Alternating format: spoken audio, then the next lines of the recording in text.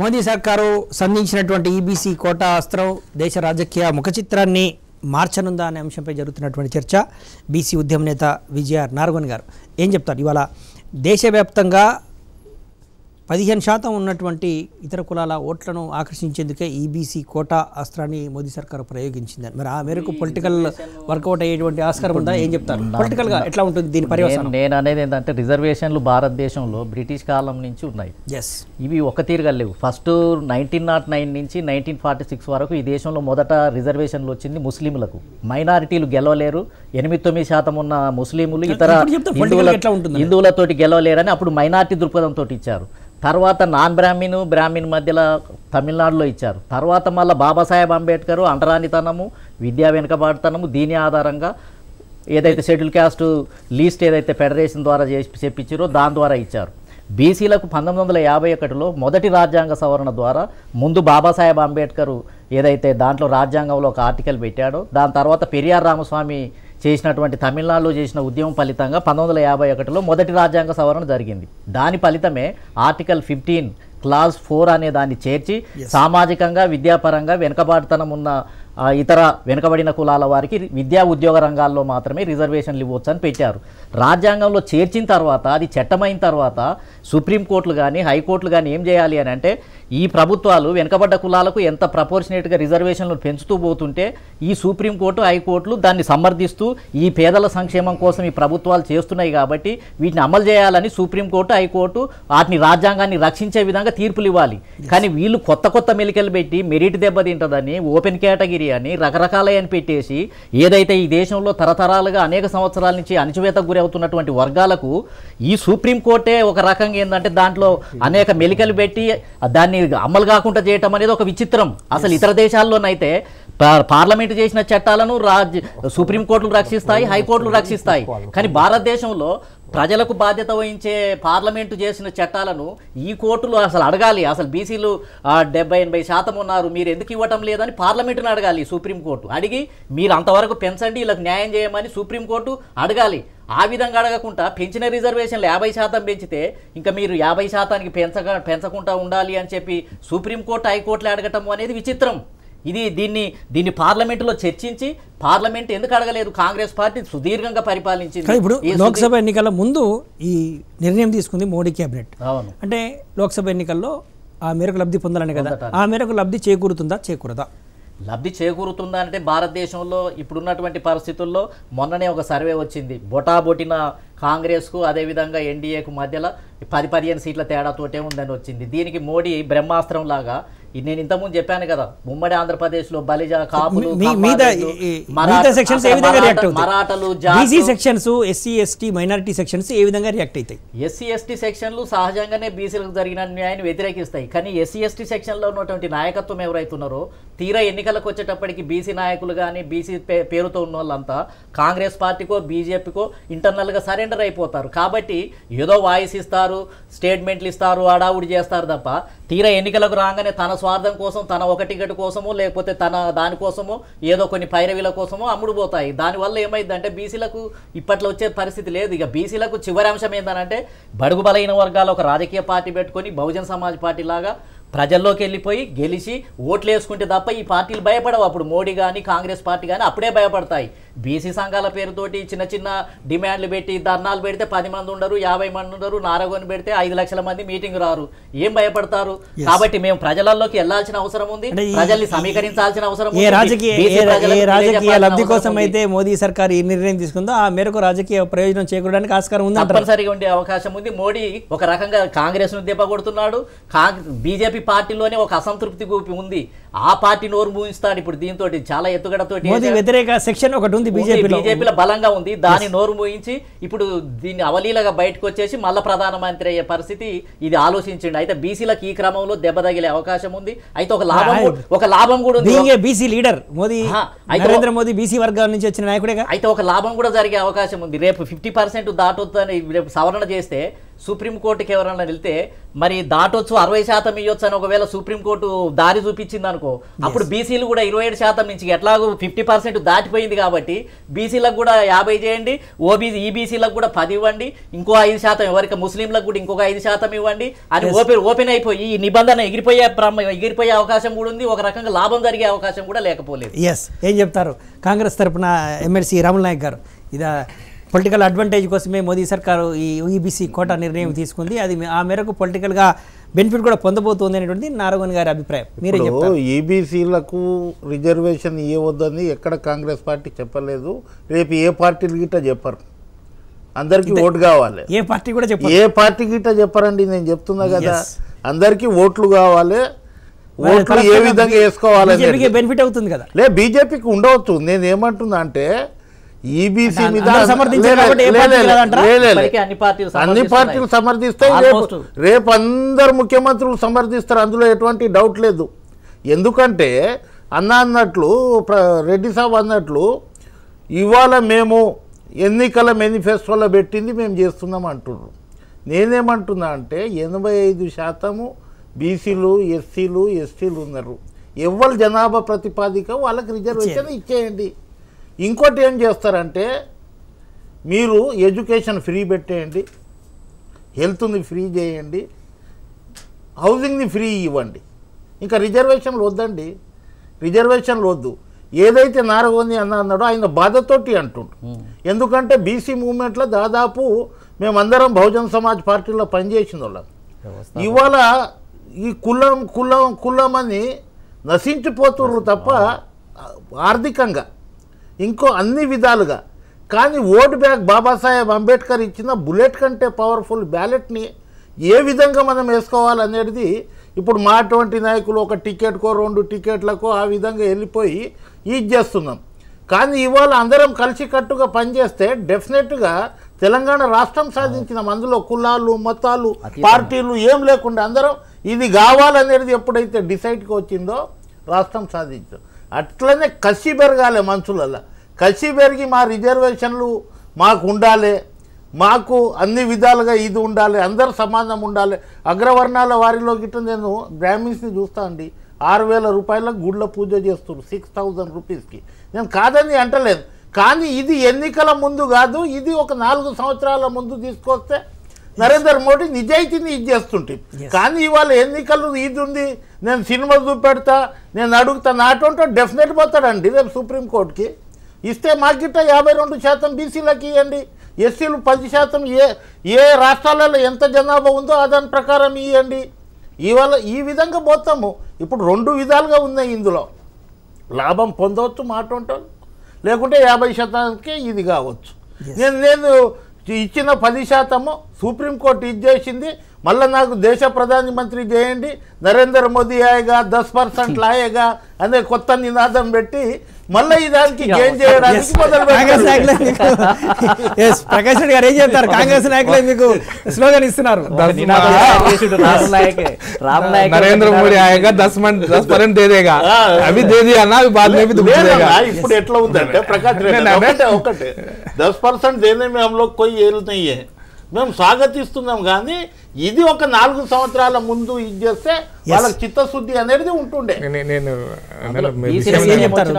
ప్రకాష్ రెడ్డి గారు ఇప్పుడు విషయం ఏంటంటే మేము చాలా స్పష్టంగా ఒక విషయం మిస్యూజ్ అవుతుంది, ఈ కాన్సెప్ట్ మిస్యూజ్ అవుతుంది, పార్టీలన్నీ కూడా రిజర్వేషన్ల కాన్సెప్ట్ మిస్యూజ్ చేస్తున్నాయి ప్రొఫెసర్ వినోద్ కుమార్ గారి ఆరోపణ. నేను అందుకోసం రిజర్వేషన్ పాలసీ పైన సమగ్ర చర్చ జరగాల్సినటువంటి అవసరం అయితే ఉంది అంటున్నారు. ఇప్పుడు నేను ఏమంటున్నా అంటే ఇప్పుడు నేను మొదలు పెట్టిన అనుకో, ఇప్పుడు మీరు సమగ్ర చర్చ జరగాలని నేను అనగానే ఈయన బీసీల వ్యతిరేకాన్ని మళ్ళీ ఇప్పుడు మేము రామజన ఉద్యమం చేస్తే అది మీకు మండలానికి వ్యతిరేకంగా చేసినానే కదా ఆరోపణ ఇప్పటిదాకా చేస్తూనే ఉన్నారు కదా, ఇంకా చేస్తూనే ఉన్నారు కదా. ఇదే కదా మరి ఇప్పుడు నేను చర్చ మొదలు పెట్టాలనుకో, అది రద్దు చేయడం కోసం బీజేపీ మొదలు పెడతారు, చర్చ మొదలు పెడతారు. ఇష్యూ అది కాదు. సబ్కా సాత్ సబ్కా వికాస్ అని మేము అన్నాం కదా, మరి దాని మీనింగ్ మేము ఎట్లా తీసుకోవాలి, దాని అర్థం ఎట్లా తీసుకోవాలి మేము చెప్పండి.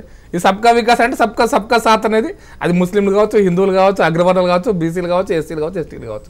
సబ్కా సాత్ సబ్కా వికాస్ అనే పదం దీంట్లో ఇమిడి ఉన్నదా లేదా? అయిపోయింది. 10% ముస్లింలు కూడా వచ్చే అవకాశం ఉంది కదా, ఖచ్చితంగా వచ్చే అవకాశం ఉంది, అందరూ వచ్చే అవకాశం ఉంది. అందుకోసం నేను అనే పాయింట్ ఏంటంటే ఇది అన్ని పార్టీలు మీకు ఇప్పుడు నేను ఈరోజు చర్చ జరుగుతుంది కదా, మాయావతి నెల కింద చెప్పింది ఈ విషయాన్ని. మీరు ఈ రోజున బహుజనులకు నాయకత్వం వహిస్తున్న ఈ దేశంలో బ్రాండెడ్ లీడర్, బ్రాండ్ ఇమేజ్ ఉన్న లీడర్ బహుజనుల తరఫున మాయావతి గారు 2 రోజుల కింద చెప్పారు. మాయావతి గారు చెప్పి 2-3 ఏళ్ళు అవుతుంది.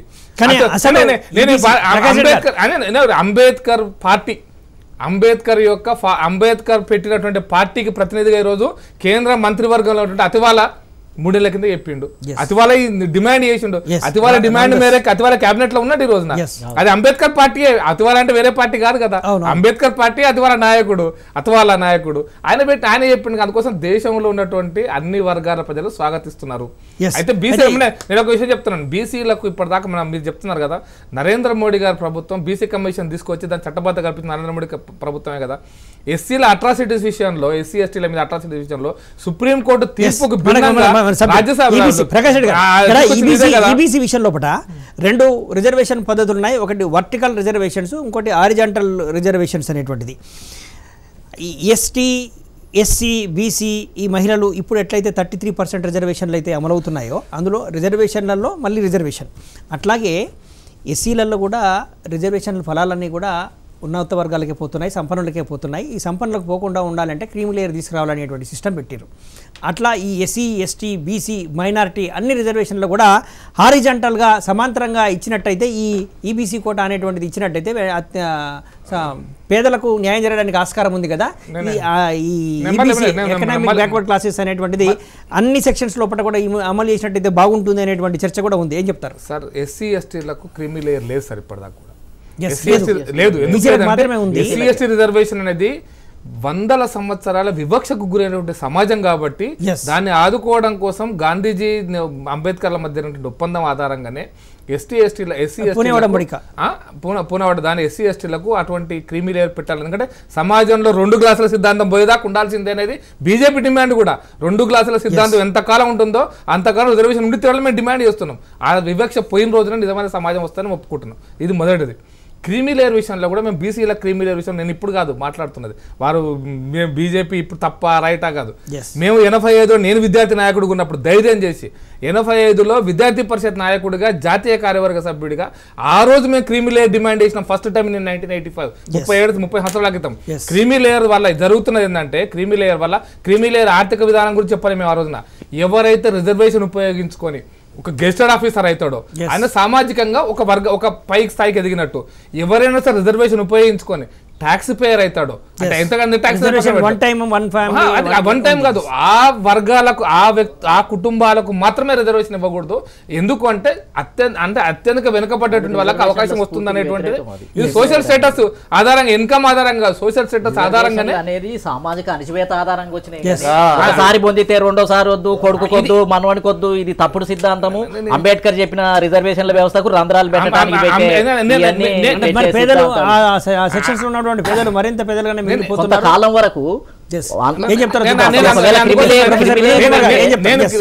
నేను అందుకోసం ఆయా వర్గాలలో చివరి వ్యక్తికి రిజర్వేషన్ ఫలాలు తొందరగా అందాలి. తొందరగా అందినప్పుడు నిజమైనటువంటి సమసమాజ నిర్మాణం అవుతుంది అనేది మేము కూడా నమ్ముతున్నాం. ఆ కోణంలో పనిచేయాలని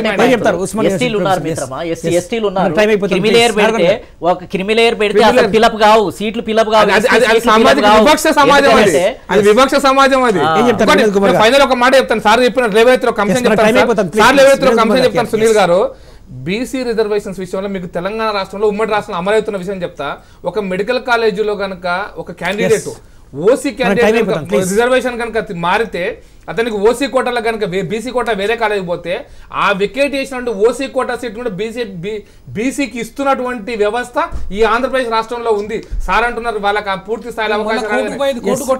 అదే సుప్రీంకోర్టు చాలా దూరం పోయింది కానీ మీకు చెప్తున్న విషయం నేను అది అమల్లో ఉండింది కదా. ఇక్కడ 50% కంటే ఎక్కువ 70% కూడా బీసీ రిజర్వేషన్స్ ఉన్నటువంటి తెలంగాణ ఆంధ్రప్రదేశ్ రాష్ట్రం ఉండింది. అమలు జరిగింది. అది దీని పర్యవసానం ఏ విధంగా ఉండడానికి ఉంది? 3 నెలల లోపల లోక్సభ ఎలక్షన్స్ ఉన్న నేపథ్యం లోపల ఇప్పుడు పార్లమెంటును కూడా 2 రోజులు పొడిగిస్తున్నారు. రేపటితోటి ముగియాల్సినటువంటి లోక్సభ, రాజ్యసభను 2 రోజులు సమావేశాలు పొడిగించి దీనికోసమే పొడిగిస్తున్నారు. ఆర్టికల్ 15, ఆర్టికల్ 16 అమెండ్మెంట్ కోసమే పొడిగిస్తున్నారు. ఈబీసీ కోటాను ఎట్టి పరిస్థితుల్లో అమలు చేయాలనేటువంటి దృఢ సంకల్పంతో మోదీ సర్కార్ ఉన్నట్టుగా మనకు తెలుస్తున్నటువంటి నేపథ్యంలో ఇది అమలైనట్టయితే రాజకీయంగా ఏ విధంగా ఆస్కారం ఉంది? అసలు అమలు కావడానికి అంత ఈజీ కాదు అని అంటున్నారు. కానీ వీళ్ళంతా కూడా ఇతర పార్టీలు కూడా ఒప్పుకోవడానికి ఆస్కారం ఉందనేటువంటి చర్చ జరుగుతుంది. ఇప్పుడు ఇప్పటికే 80% పార్టీలు ఒప్పుకున్నట్టే మనకు కనపడుతుంది. అన్ని దాదాపు అన్ని ఆమోదం తెలుపుతున్నాయి. కాబట్టి రేపు అసెంబ్లీ తీర్మానాలు జరిగే ఆస్కారం ఉంటుంది. ఆ పార్టీలు కనుక వ్యతిరేకిస్తే 10%, 15% అగ్రవర్ణ ఓట్ బ్యాంకు దూరమయ్యే అవకాశం ఉంటుంది.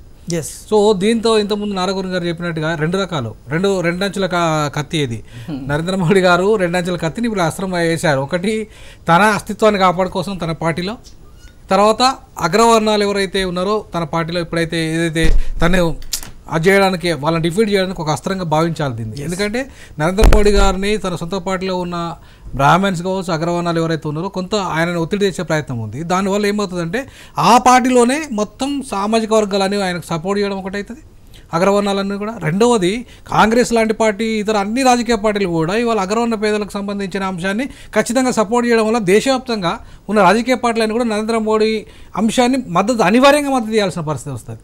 కాబట్టి ఇవాళ నరేంద్ర మోడీ గారు ఇప్పుడు ఎన్నికల అస్త్రంగా చాలా సక్సెస్ఫుల్ ఫార్ములాని అయితే ముందుకు పెట్టారు. దానివల్ల బీజేపీకి బెనిఫిట్ అవుతుంది, అందులో ఏం డౌటే లేదు. కాకపోతే నేనేమంటానంటే ఎన్నికల అస్త్రంగా ఓకే, కానీ ఇది పర్మనెంట్గా నిలబడాలి. ఎందుకంటే నేను అగ్రవర్ణ పేదలకు కూడా వ్యతిరేకం కాదు. ఎందుకంటే ఇవాళ అన్న చెప్పినట్టుగా 6,000కు కూడా పాపం బ్రాహ్మణులు పని చేస్తున్నారు, కూలి పని కూడా చేసుకునే రేట్లు ఉన్నారు, మిగతా కులాలు కూడా ఉన్నాయి. సో అన్న రోజులు కూడా ఉన్నాయి నిజంగా. కాబట్టి ఇవాళ ఆ పరిస్థితి నుండి మన భారతదేశం నవనిర్మాణం వైపు పోవాలంటే జనాభా దామాష పద్ధతిలో అందరికీ అవకాశాలు రావాలి. కాబట్టి 85% ఇప్పుడు 15% ఉన్న వాళ్ళకు 10% పెంచినవే తప్పు లేదు, పెంచడం తప్పు కాదంటున్నా. కానీ మరి 52% ఉన్న బీసీలకు 27% ఎట్లా పెంచుతా ఉన్నాం? ఇది న్యాయం జరగదు కదా. కాబట్టి నేను అందుకే అంటున్నా మొత్తం సమగ్రమైన చర్చ జరగాలంటున్నా పార్లమెంట్లో. ఈ అంశాల మీద సమగ్రమైన చర్చ జరగాలి. నరేంద్ర మోడీ గారు ఒక దిక్సూచి ఇవ్వాలి. ఎందుకంటే ఈజ్ ఎ మోడల్ అనుకొని మొత్తం బీజేపీ మనకు సిద్ధాంతంతో పని లేదు, రాజకీయ పార్టీ విధానంతో పని ఇలా. కాబట్టి ఈ విధానం అనేది కరెక్ట్గా ఉండుంటే నరేంద్ర మోడీ గారు చరిత్రలో మిగిలిపోతారు. ఇంకొక 5 రోజులు పెంచమనండి, సమగ్రంగా చర్చ పెట్టమనండి.